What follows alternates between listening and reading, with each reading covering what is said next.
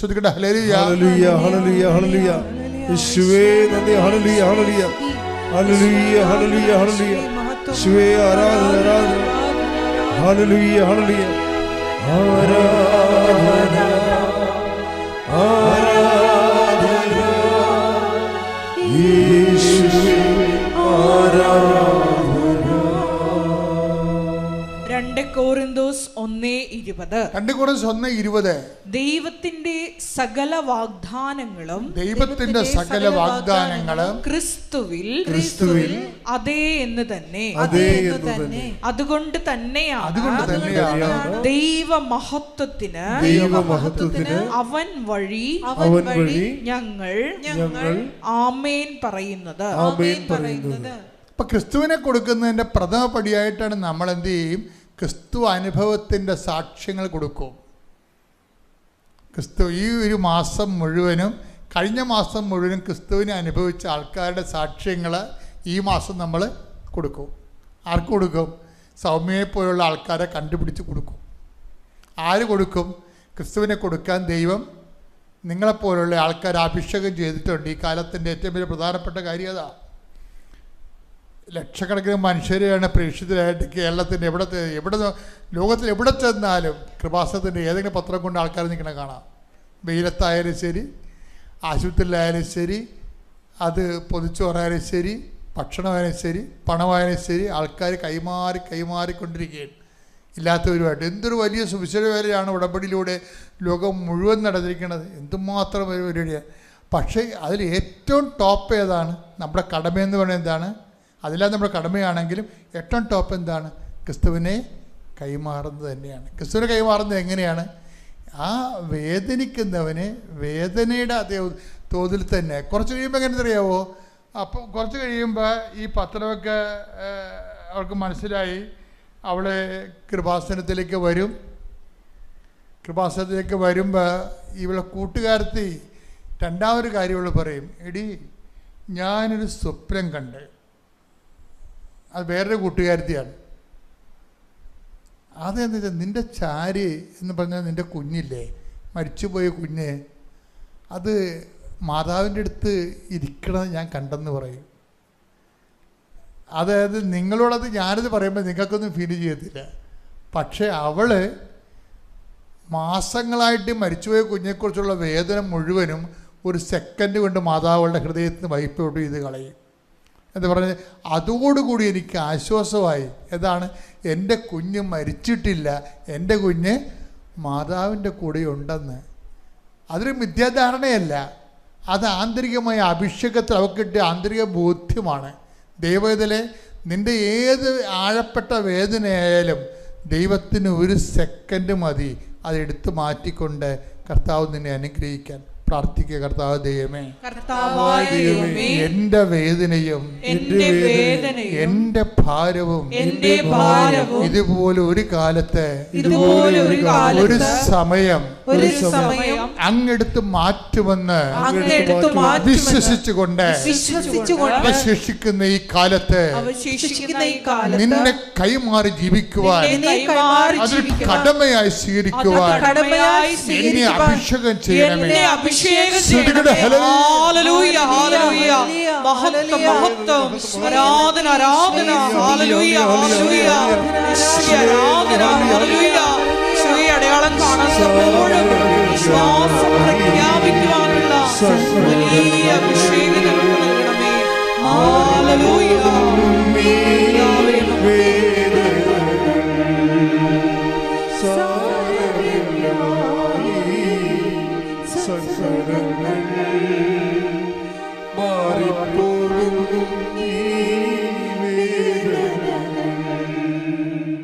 പരിശുദ്ധ പരമ ദിവ്യകാരുണ്യത്തിന് ആരാധനയും സ്തുതിയും പുകഴ്ചയും. ഈ സൗമ്യയുടെ സ്റ്റോറി അവസാനിക്കണത് എന്ത് രസമാണെന്ന് അറിയാമോ? അതായത് അതിനുശേഷം അവൾ ഉടമ്പടി എടുക്കുന്നു. ഉടമ്പടിയിലൂടെ അവൾ അത് 2-3 മാസം കഴിയുമ്പോൾ ഗർഭം ധരിക്കുന്നു. അവൾ അമ്മയോടൊരു കാര്യം ചോദിച്ചുള്ളൂ, അമ്മേ എൻ്റെ മരിച്ചുപോയ കുഞ്ഞിൻ്റെ അതേ ലക്ഷണത്തിൽ എനിക്ക് കുഞ്ഞിനെ വേണമെന്ന് പറഞ്ഞു. അപ്പോൾ എന്ത് പറ്റി? അതേ ലക്ഷണത്തിൽ തന്നെ ആ കുഞ്ഞിനെ തന്നെ അമ്മ തിരിച്ചു കൊടുത്തു. ഹല്ലേലൂയ. യേശുവേ നന്ദി. ഓർക്കുക, ദൈവത്തിന് ഒരു നിമിഷം മതി. നമ്മുടെ മുമ്പിലുള്ള വിഷയം അനുഗ്രഹങ്ങൾ ആർജിക്കുന്നതിനേക്കാൾ വലുതാണ്. ആ അനുഗ്രഹം നമുക്ക് തരുന്നവരെയുള്ള സമയത്ത് അത് വെച്ച് ക്രിസ്തുവിനെ നേടാൻ വേണ്ടി പരിശ്രമിക്കുക. ഗോട്ട് മീ. Thank you. എഴുന്നേൽക്കാം. പരിശുദ്ധ പരമദിവ്യകാരുണ്യത്തിന് ആരാധനയും സ്തുതിയും പുകഴ്ചയും ഉണ്ടായിരിക്കട്ടെ. പരിശുദ്ധ പരമദിവ്യകാരുണ്യത്തിന് ആരാധനയും സ്തുതിയും പുകഴ്ചയും ഉണ്ടായിരിക്കട്ടെ. പരിശുദ്ധ പരമദിവ്യകാരുണ്യത്തിന് ആരാധനയും സ്തുതിയും പുകഴ്ചയും ഉണ്ടായിരിക്കട്ടെ. എൻ്റെ മക്കളെ, കർത്താവ് നിങ്ങളെ സുഖപ്പെടുത്തുകയും ശക്തിപ്പെടുത്തുകയും നിൻ്റെ സകല സാഹചര്യത്തിന് ഇത്തിരി സമയം ആവശ്യമുണ്ടെന്ന് കർത്താവിന് തോന്നുകയാണെങ്കിൽ നിന്നെ ബലപ്പെടുത്തുകയും ചെയ്യുന്ന ഏറ്റവും നല്ല നിമിഷമാണിത്. കർത്താവിൻ്റെ വചനങ്ങൾ നീ കേട്ടു, നിൻ്റെ വിശ്വാസവും ശക്തിപ്പെട്ടു, നിൻ്റെ പ്രത്യാശ എരിവുള്ളതായി. കർത്താവിൻ്റെ തിരുസന്നിധിയിൽ ഈ ഞായറാഴ്ച പ്രഭാതത്തെ ചെലവഴിക്കാൻ കർത്താവ് നിന്നെ അനുഗ്രഹിച്ചു. ഞാൻ നിനക്ക് വേണ്ടി പ്രാർത്ഥിക്കാൻ പോകുന്നു. കർത്താവ് എനിക്ക് 40 കൊല്ലം കർത്താവിൻ്റെ പൗരോഹിത്യത്തിൽ നിലനിർത്തി 2 പ്രാവശ്യം പരിശുദ്ധ അമ്മയെ നേരിട്ട് കാണാനും അമ്മേൻ്റെ വായിൽ കൈവച്ച് അതിനെ സുവിശേഷം കൈമാറാൻ വേണ്ടിയുള്ള അനുഗ്രഹം തന്നു. അതിൻ്റെ പേരിൽ അനേകം മക്കൾ ഇന്ന് ഉടമ്പടി എടുത്ത് ജീവിച്ച് നമ്മൾ ദൈവത്തിനെ അനുഭവിച്ചുകൊണ്ടിരിക്കുന്നു. അതുപോലെ തന്നെ ദൈവമാതൃത്വത്തിൻ്റെ മഹനീയമായ വലിയ അടയാളങ്ങൾ ഈ ലോകം മുഴുവനും ഉള്ള മനുഷ്യർ കണ്ടുകൊണ്ടിരിക്കുന്നു. മലയാളികളിലൂടെ മറ്റു ജനപദങ്ങളിലേക്കും വിശ്വാസം കൈമാറപ്പെടുന്നു. ആ ഒരു വിശുദ്ധമായ സ്ഥലത്ത് നീ എത്തിച്ചേർന്നിരിക്കുന്നത് നീ ഒറ്റയ്ക്ക് വന്നതല്ല, കർത്താവ് നിന്നെ കൈപിടിച്ചുകൊണ്ട് വന്നതാണെന്നുള്ള ബോധ്യം. കണ്ണീരിൻ്റെ കാലത്ത് ദൈവം നിന്നെ കൈവിട്ടിട്ടില്ല എന്നുള്ള സത്യം തിരിച്ചറിഞ്ഞുകൊണ്ട് കൈയടിച്ചു കൊടുത്ത ആസ്വദികളല്ലേ.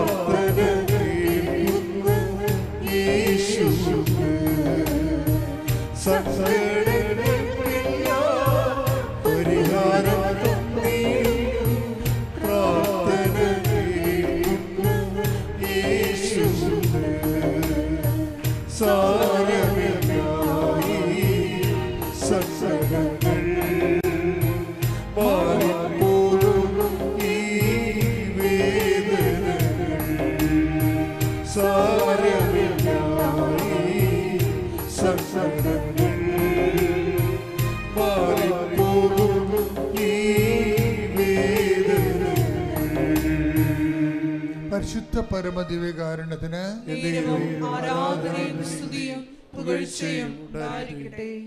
പരിശുദ്ധ അമ്മ ജീവനോട് പ്രത്യക്ഷപ്പെട്ട ഈ അൾത്താരയിൽ സാക്ഷ്യം പറയുവാനായിട്ട് എന്നെ അനുഗ്രഹിച്ച അമ്മ മാതാവിനും ഈശോയ്ക്കും കോടാനുകോടി നന്ദി ഞാൻ പറയുന്നു.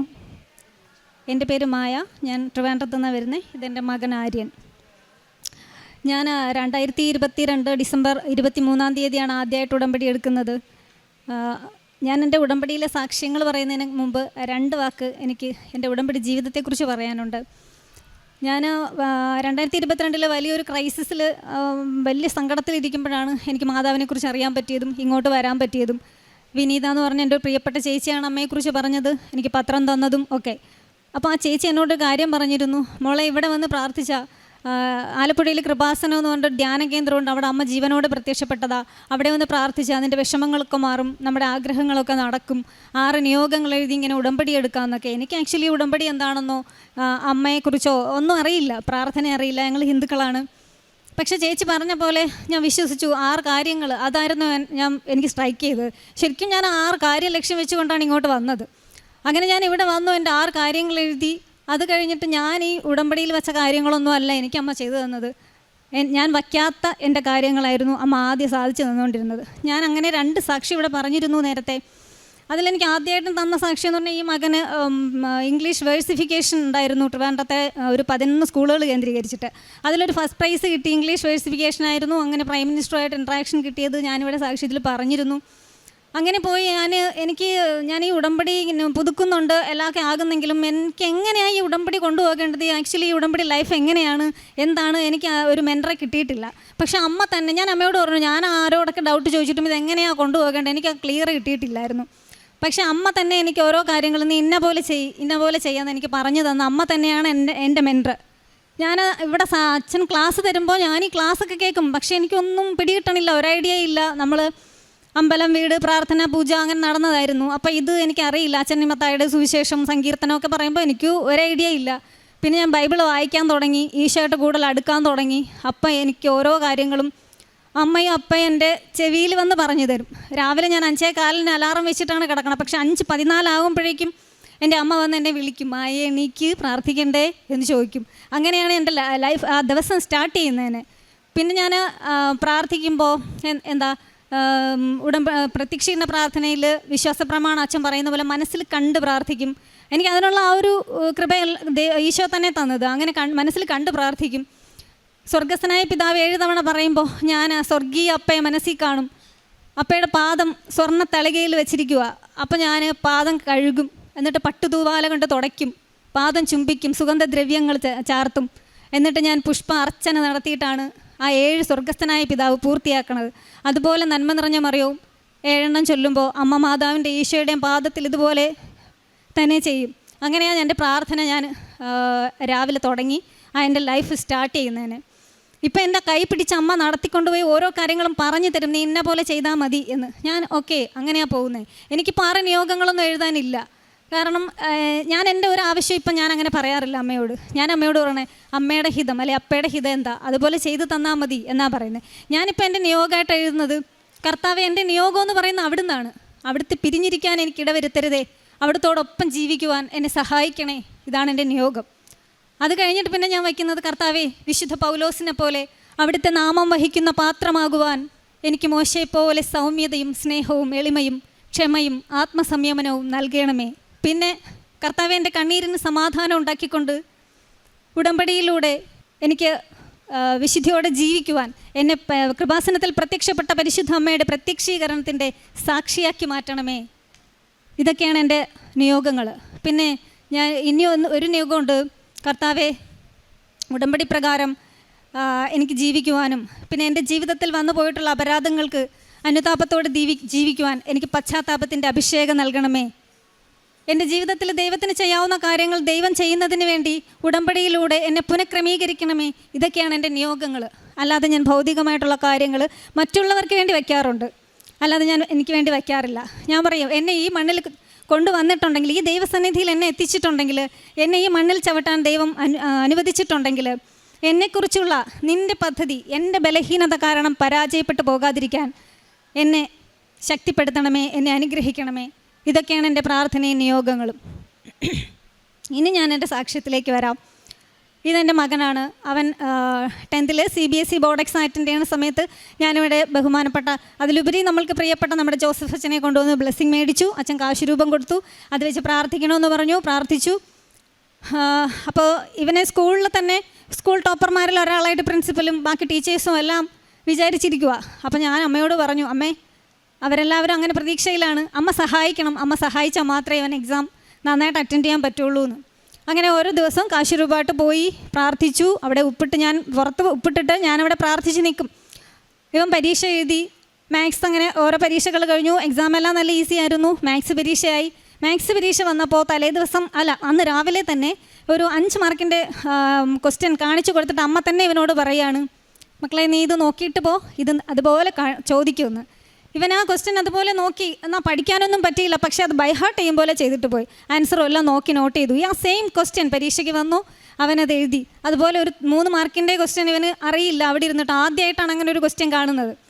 അയ്യോ ഇതെന്തോ ചെയ്യും, എൻ്റെ 3 മാർക്ക് പോകുമല്ലോ എന്ന് വിചാരിച്ചിരുന്നു. പക്ഷേ ഇവൻ്റെ ചെവിയിൽ ഈശോ തന്നെ പറഞ്ഞു കൊടുക്കുക, മക്കളെ നീ ഇങ്ങനെ എഴുത്, ഇങ്ങനെ ഇങ്ങനെ സ്റ്റെപ്പുകൾ എഴുത്, ലാസ്റ്റ് ആൻസർ ഇങ്ങനെ കിട്ടുമെന്ന്. ഇവൻ അതുപോലെ എഴുതി. ശരിയാണോ എന്നൊന്നും അറിയില്ല. പക്ഷെ ഇവൻ വീട്ടിൽ വന്ന ഉടനെ ഗൂഗിളിൽ കയറി നോക്കി ആൻസർ ശരിയാണോ എന്ന്. അപ്പോൾ ഈശോ പറഞ്ഞു കൊടുത്ത ആ സെയിം സ്റ്റെപ്പ്, സെയിം ആൻസർ. അങ്ങനെ ഞാൻ എൻ്റെ മക്കളോ ഇന്നതാക്കണം ഇങ്ങനെയൊന്നും ഞാൻ ഈശോയോട് പറയാറില്ല. ഞാൻ പറയും, അപ്പം ഇത് അവിടുത്തെ മക്കളാണ്, എൻ്റെ മക്കളല്ല. ഇവരെന്താകണമെന്നാണോ അവിടുത്തെ ഹിതം അത് നിറവേറ്റിയാൽ മതി. അല്ലാതെ ഇവരെ ഫ്യൂച്ചറിൽ ഇങ്ങനെ ആക്കണം അങ്ങനെ ആക്കണം അതൊന്നും എനിക്കില്ല എന്ന് ഞാൻ പറഞ്ഞേൽപ്പിച്ചിട്ടുണ്ട്. പിന്നെ ഇവർ രാവിലെ സ്കൂളിലായാലും, മൂത്ത മകനുണ്ട്, അവൻ കോളേജിൽ പോകുമ്പോഴും ഹസ്ബൻഡ് ജോലിക്ക് പോകുമ്പോഴായാലും അവർ യാത്രയാക്കുമ്പോൾ ഞാൻ ഗേറ്റിൻ്റെ അവിടെ വന്ന് നിന്നിട്ട് പറയും, ഈശോയെ അവിടുന്ന് കൂടെ ആയിരിക്കണമേ എന്ന് ഞാൻ പ്രാർത്ഥിക്കും. എന്നിട്ട് ഞാൻ വിശ്വാസ പ്രമാണം ചൊല്ലിയിട്ടാണ് ഇവരെ യാത്രയാക്കുന്നത്. അപ്പോൾ പിന്നെ എനിക്കിനി ഒരു ടെൻഷനും ഇല്ല. അവിടുന്ന് കൂടെ ആയിരിക്കണമേ എന്ന് പറയുമ്പോൾ ഒരു സഹയാത്രികനായിട്ട് അദ്ദേഹം കൂടെ ഉണ്ടാകും. അതുകൊണ്ട് എനിക്ക് യാതൊരു ടെൻഷനും ഇല്ല. അപ്പോൾ തന്നെയാണ് എൻ്റെ മക്കളെ വഴി നടത്തി കൊണ്ടുപോകുന്നത്. അങ്ങനെ ഈ എക്സാം കഴിഞ്ഞു. സ്കൂൾ ടോപ്പർമാരിൽ ഒരാളായിട്ട് അമ്മ ഇവനെ ഉയർത്തി. അത് കഴിഞ്ഞിട്ട് ഞാൻ 11th എനിക്ക് സ്കൂൾ മാറേണ്ട ഒരവസ്ഥ വന്നു. എൻ്റെ മൂത്ത മകൻ്റെ കോളേജ് പഠനമായിട്ട് ബന്ധപ്പെട്ട് ഞങ്ങൾ ഒരു റെൻ്റൽ ഹൗസിലേക്ക് മാറി. അപ്പോൾ ഞാൻ അമ്മയോട് പറഞ്ഞു, അമ്മ എനിക്ക് ഡൊണേഷനൊന്നും കൊടുക്കാൻ പറ്റത്തില്ല, എനിക്ക് ഡൊണേഷനൊന്നും ഇല്ലാതെ അഡ്മിഷൻ എടുത്ത് തരണം. +1 അപ്പോൾ എന്തായാലും ഡൊണേഷൻ കൊടുക്കണം. മാത്രമല്ല ഇവൻ പഠിച്ചിറങ്ങിയ സ്കൂളിൽ നിന്ന് ഇവൻ അവാർഡ് കിട്ടാതെ പോവുകയും ചെയ്യേണ്ടി വരുന്നു. കാരണം TC എടുത്ത് പോയാൽ അവർ അവാർഡ് കൊടുക്കത്തില്ല, സ്കൂൾ ടോപ്പറായാലും അവാർഡ് കൊടുക്കത്തില്ല. അപ്പോൾ ഇവനതിൽ വിഷമം ഉണ്ടായിരുന്നു. ഞാൻ പിന്നെ സാരമില്ലടാ, +2 ആകുമ്പോൾ നിനക്ക് കിട്ടും, നമ്മുടെ അവസ്ഥ ഇങ്ങനെ ആയി പോയതുകൊണ്ടല്ലേ എന്ന് പറഞ്ഞു. ഞാൻ ഇവനെ സമാധാനിപ്പിച്ചു. പക്ഷേ ഒരു ദിവസം സ്കൂളിൽ നിന്ന് വിളി വരികയാണ്, ആര്യനെ കൊണ്ടുവരണം, അവാർഡ് സെറമണിയിൽ ആര്യൻ അവാർഡുണ്ട്, കൊണ്ടുവരണമെന്ന്. അപ്പോൾ അത് ഇന്ന് വരെ ആ സ്കൂളിൻ്റെ ചരിത്രത്തിൽ TC എടുത്ത് പോയൊരു കുട്ടിക്കൊരു അവാർഡ് കൊടുത്തിട്ടില്ല. അങ്ങനെ അമ്മ അവൻ അവാർഡ് കൊടുത്തു. അത് കഴിഞ്ഞ് +1 അഡ്മിഷൻ എടുക്കാൻ പുതിയ സ്കൂളിലേക്ക് നമ്മൾ പറഞ്ഞ സ്കൂളിൽ തന്നെ അമ്മ അഡ്മിഷൻ തന്നു. അവിടെ പോയി. അവിടെ ചെന്നപ്പോൾ അവരൊരു ദിവസം വിളിക്കുകയാണ്, ഇന്ന് ആര്യനെയും കൊണ്ട് വരണം, അഡ്മിഷനാണെന്ന്. ഞങ്ങൾ അവിടെ ചെല്ലുമ്പോൾ അവിടെ ഒരു ഇൻ്റർവ്യൂ ഉണ്ടെന്നൊന്നും ഞങ്ങൾക്കറിയില്ല. ഞാനൊരു കാശ് രൂപം മാത്രം കയ്യിലെടുത്തു, എൻ്റെ ബാഗിലുണ്ട്, അതുകൊണ്ട് പോയി. ഉടമ്പടി വസ്തുക്കളൊന്നും എൻ്റെ കയ്യിലില്ല. ഞാനങ്ങനെ പോവുകയാണ് ഇവനെയും കൊണ്ട്. അവിടെ ചെന്നു. അപ്പം ഞാൻ ഓരോ കുട്ടികളായിട്ട് വിളിച്ചിട്ടാണ് റൂമിലേക്ക് കയറ്റി അവർ അഡ്മിഷൻ കൊടുക്കുന്നത്. അപ്പം അങ്ങനെ വിചാരിച്ചു, ഞങ്ങൾ വെയിറ്റ് ചെയ്തു. അങ്ങനെ ഇരുന്ന് ആര്യൻ്റെ പേര് വിളിച്ചു. ആര്യൻ്റെ പേര് വിളിക്കുന്നതിന് മുൻപ് മോന് നമ്മൾ ഇരുന്ന സ്ഥലത്ത് നിന്നിട്ട് അവന് ഭയങ്കരമായിട്ടൊരു ചുമ വന്നു. ചുമയെന്ന് പറഞ്ഞാൽ ത്രൂ ഒരു ചുമ ഇങ്ങനെ നിൽക്കണില്ല. അപ്പം അവന് എന്താടാ നിനക്കിപ്പോൾ ഒരു ചുമ? അപ്പോൾ അറിയില്ല, ഇനിയിപ്പോൾ അങ്ങോട്ട് കയറണം, നീ ഇങ്ങനെ ചുമച്ചുകൊണ്ട് അത്രയും നിർത്താത്ത ചുമയായിരുന്നു. ഞാൻ പെട്ടെന്ന് എൻ്റെ ബാഗ് തുറന്നു നോക്കി. ഞാൻ എപ്പോഴും ഉപ്പ് എൻ്റെ ബാഗിനകത്ത് കാണും. ഞാൻ എന്നോ ഇട്ടൊരു ഉപ്പ് എൻ്റെ ബാഗിലുണ്ടായിരുന്നു. ഞാൻ അതിൽ നിന്ന് ഒരു നുള്ളെടുത്ത് ഇവൻ്റെ വിശ്വാസ പ്രമാണം ചൊല്ലി നാവിലേക്ക് ഇട്ട് കൊടുത്തു. അപ്പം തന്നെ പിന്നെ ചുമച്ചിട്ടില്ല. അത് കഴിഞ്ഞു. മോൻ്റെ പേര് വിളിച്ചു. നമ്മൾ ചെല്ലുമ്പോൾ പ്രിൻസിപ്പൽ ഇങ്ങനെ സെൻറ്ററിൽ ഇരിക്കുക, 4 ചുറ്റിനും കുറേ ആൾക്കാർ. അപ്പം ഞാൻ വിചാരിച്ചു ഇവർ പാരൻസിനെയൊക്കെ വിളിച്ച് ഇങ്ങനെ ഇരുത്തിക്കുമായിരിക്കുമെന്നാണ് വിചാരിച്ചത്. പക്ഷേ അതെല്ലാം അവിടുത്തെ +1 +2 ടീച്ചേഴ്സായിരുന്നു.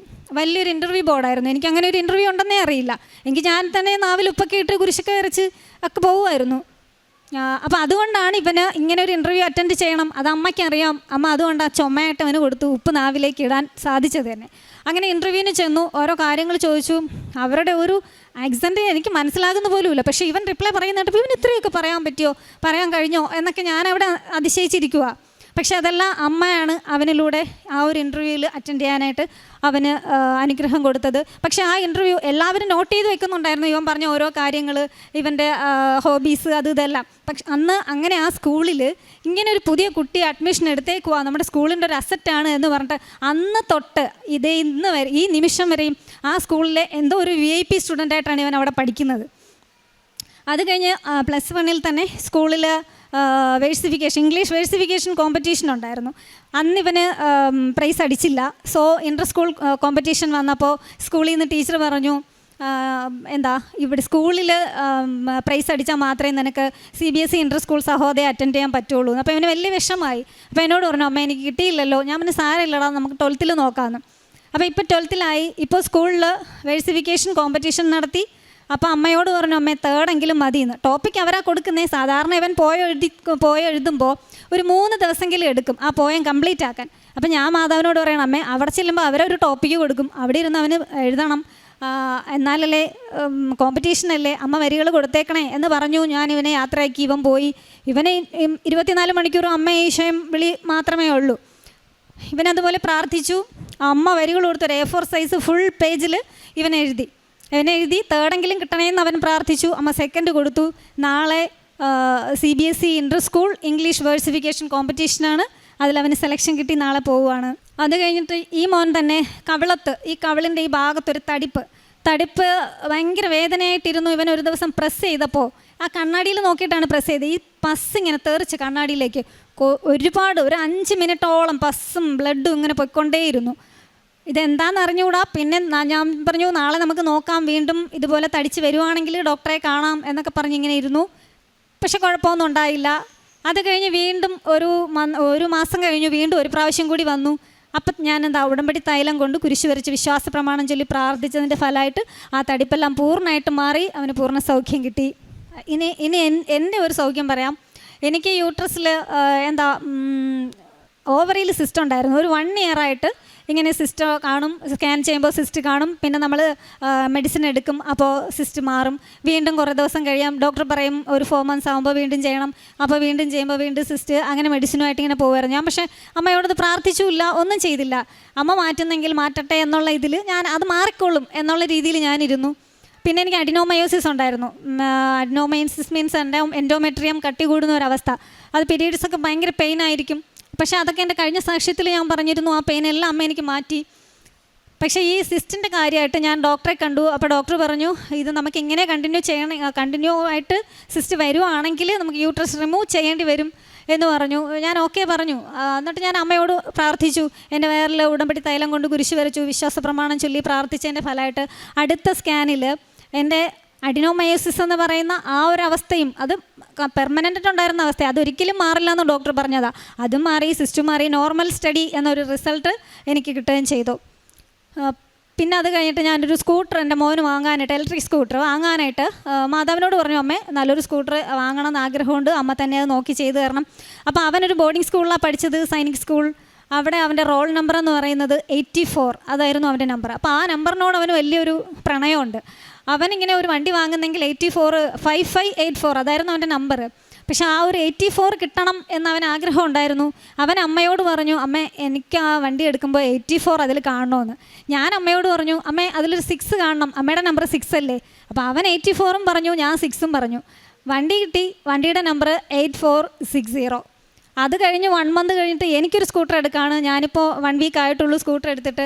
ഞാൻ അമ്മയോട് പറഞ്ഞു എല്ലാം കൂടി ആഡ് ചെയ്യുമ്പോൾ 6 കിട്ടണം, എനിക്ക് അമ്മയുടെ നമ്പർ 6 അല്ലേ, എനിക്ക് 6 കിട്ടണമെന്ന്. അതുപോലെ ആ നമ്പറും അമ്മ 6 ആക്കി തന്നു. 1077 ആണ് എൻ്റെ വണ്ടിയുടെ നമ്പർ. ഇങ്ങനെ ഇനി വേറെ കുറേ അനുഗ്രഹങ്ങളുണ്ട്. അതൊന്നും ഇവിടെ പറയാനിപ്പോൾ സമയമില്ലാത്തത് കൊണ്ട് ഞാൻ നിർത്തുകയാണ്. എനിക്കിത്രയും അനുഗ്രഹങ്ങൾ തന്ന് എൻ്റെ ലൈഫ് ഇങ്ങനെ കൊണ്ടുപോകുന്ന അമ്മ മാതാവിന് ഈശോയ്ക്ക് ഞാൻ ഒരുപാട് നന്ദി പറയുന്നു. അതിലുപരി എൻ്റെ മക്കൾ, ഞാൻ എപ്പോഴും ഈശോയോട് ചോദിക്കും എന്തേ എന്നെ തിരഞ്ഞെടുക്കാൻ ഇത്രയും വൈകിയെന്ന്. പക്ഷേ ഞാനത് ഈശോയ്ക്കൊരു സമയമുണ്ടല്ലോ. കാനായിലെ കല്യാണത്തിൽ വീഞ്ഞി തീർന്നപ്പോൾ അമ്മ പറഞ്ഞപ്പോഴും ഈശോ എന്താ പറഞ്ഞേ, സമയമായിട്ടില്ല. അപ്പോൾ അപ്പയ്ക്കൊരു സമയമുണ്ട്. ആ സമയത്ത് അപ്പോൾ എല്ലാവരെയും തിരഞ്ഞെടുത്ത് അവർക്ക് വേണ്ടുന്ന കാര്യങ്ങൾ ചെയ്തുകൊള്ളും. പക്ഷെ അപ്പം ഇങ്ങനെ പറയുന്നുണ്ട്, എൻ്റെ സ്വർഗീയ പിതാവ് ആകർഷിച്ചാലല്ലാതെ ആർക്കും എൻ്റെ അടുക്കലേക്ക് വരാൻ കഴിയില്ലെന്ന്. അതുകൊണ്ട് ആ സ്വർഗസ്ഥനായ പിതാവിന് എനിക്ക് കോടാനുകോടി നന്ദി ഞാൻ പറയുകയാണ്. പിന്നെ എന്നെ മാത്രമല്ല എൻ്റെ വീട്ടിൽ തിരഞ്ഞെടുത്ത ഞങ്ങളെ 4 പേരെയും ഒന്നിച്ച് തിരഞ്ഞെടുക്കുകയാണ് ചെയ്തത്. ഞങ്ങൾ 4 പേരും അതുപോലെ പ്രാർത്ഥിക്കുന്നുണ്ട്. അതിനെല്ലാം ഈശോയ്ക്കും കോടാനുകോടി നന്ദി പറയുന്നു.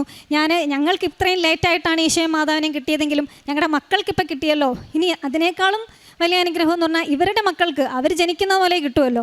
അതാണ് എനിക്ക് ഏറ്റവും വലിയ സന്തോഷം. പിന്നെ ഞാൻ കാരുണ്യ പ്രവൃത്തികളായിട്ട് ഞാൻ ചെയ്യുന്നത്, ശരിക്കും പറഞ്ഞാൽ ഞാൻ ആ കാരുണ്യ പ്രവൃത്തി ഒരുപാട് ഇവിടെ പറയാൻ ആഗ്രഹിക്കുന്നില്ല എന്ന് പറഞ്ഞാൽ എന്താ, എൻ്റെ ഈ സാക്ഷ്യം അവരൊക്കെ കേൾക്കും. അപ്പോൾ അവർ വിചാരിക്കും ഞാനിങ്ങനെ ഒരു പ്ലാറ്റ്ഫോമിൽ വന്ന് പറയാൻ വേണ്ടിയിട്ടാണോ അത് ചെയ്യുന്നതെന്ന്. അല്ല, കുട്ടിക്കാലം മുതൽ എൻ്റെ അച്ഛനും അമ്മയും അമ്മാമ്മയും ഒക്കെ കാരുണ്യ പ്രവൃത്തി കണ്ട് വളർന്നവരാണ് ഞങ്ങൾ. എല്ലാ ദിവസവും ഒരാൾക്ക് ഫുഡ് കൊടുക്കുന്നുണ്ട്. അസുഖമായിട്ട് വരുന്നവർക്ക് ക്യാഷായിട്ട് സഹായിക്കാറുണ്ട്. പാവപ്പെട്ട കുട്ടികൾക്ക് പഠിക്കാനുള്ള സഹായം ചെയ്യുന്നുണ്ട്. വസ്ത്രം കൊടുക്കുന്നുണ്ട്. അങ്ങനെയുള്ള കാര്യങ്ങൾ ഞാൻ ചെയ്യുന്നുണ്ട്. പ്രേക്ഷിത പ്രവർത്തനമായിട്ട് ഇവിടുന്ന് 5-6 കെട്ടുപത്രമാണ് ഞാൻ ഹസ്ബൻഡുമായിട്ട് വാങ്ങണത്. പിന്നെ ഹോസ്പിറ്റലിൽ കൊണ്ടുപോയി കൊടുക്കും, വീടുകളിൽ, ഓട്ടോ സ്റ്റാൻഡിൽ, ടാക്സി സ്റ്റാൻഡിൽ. പിന്നെ തമിഴ് പത്രം വാങ്ങിച്ച് തമിഴ്നാട്ടിലോട്ട് കൊണ്ടുപോയി കൊടുക്കും. ഹസ്ബൻഡ് കാസർഗോഡായിരുന്ന സമയത്ത് കന്നഡ പത്രം വാങ്ങിയിട്ട് അവിടെയും കൊടുത്തിരുന്നു. പിന്നെ എനിക്ക് മാതാവ് തന്നെ ഓരോ ഇൻഡ്യൂഷൻ ഇങ്ങനെ തരും. നീ ഇന്ന സ്ഥലത്തേക്ക് പോ, അവിടെ ഒരു മാതാവിൻ്റെ രൂപക്കൂടുണ്ട്, അവിടെ ചെല്ല്, അവിടെ മാതാവ് ഇങ്ങനെ സെറ്റ് സാരി ഉണ്ടല്ലോ, കേരള സാരി, അതൊക്കെ ഉടുത്ത് നിൽക്കുന്ന അതിങ്ങനെ എൻ്റെ കണ്ണിൽ കാണിച്ചു തരും. അങ്ങോട്ട് പോ. ഞാൻ അവിടെ ചെന്നപ്പോൾ ഞാൻ എന്തിനാ അമ്മ അങ്ങോട്ട് ചെല്ലാം, ഞാൻ ഹരിയേട്ടനോട് ഹരിയേട്ടൻ എന്നെ അങ്ങോട്ടൊന്ന് കൊണ്ടുപോകുമോ, മാതാവ് പറയുമോ അവിടെ പോകാനായിട്ടെന്ന്. ഹരിയേട്ടൻ എന്നെ കൊണ്ടുപോകും.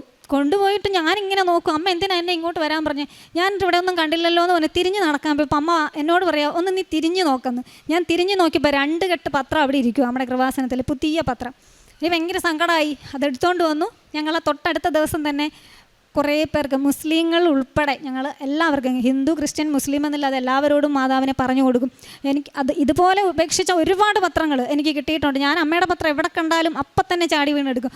ചിലപ്പോൾ സിംഗിളായിട്ട് ഒരെണ്ണമായിരിക്കും കിടക്കുന്നത്, അതെടുത്ത് ഞങ്ങൾ ഓരോരുത്തർക്കും അമ്മ മാതാവിനെ ഈശോയും കുറിച്ച് പറഞ്ഞു തന്നെ കൊടുക്കും. ഇത്രയും അനുഗ്രഹങ്ങളും തന്ന അമ്മ മാതാവിനും ഈശോയ്ക്കും കോടാനുകോടി നന്ദി പറയുന്നു. എനിക്കും എൻ്റെ കുടുംബത്തിനും ഇത്രയും അനുഗ്രഹങ്ങൾ തന്ന അമ്മ മാതാവിനും ഈശോയ്ക്കും 1000 ഞാൻ നന്ദി പറയുന്നു.